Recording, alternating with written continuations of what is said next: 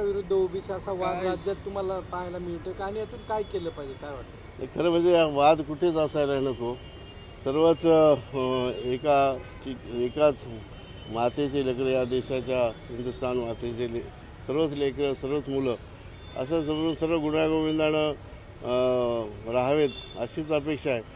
खरं म्हणजे वाद कसे मिटवले जातील हे शासनानं अत्यंत वेगळ्या प्रणालीनं खरं वाद मिटवण्याची गरज आहे.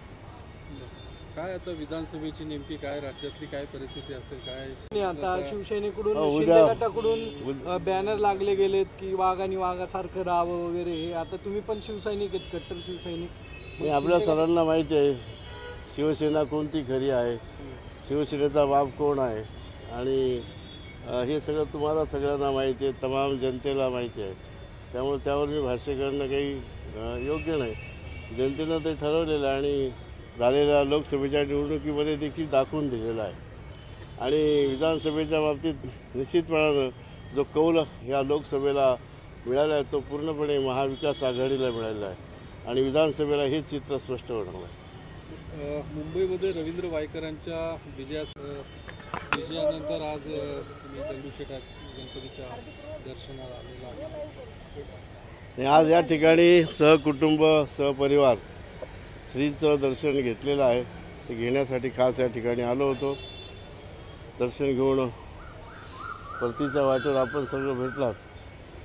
तर म्हणजे विजय मिळाल्यानंतर पहिल्यांदा अनेक शिर्डीचे साईबाबा असतील, अनेक देवदेवता असतील यांचं दर्शन घेऊन पुढच्या कामासाठी वाटचालीसाठी सुरुवात केलेली आहे.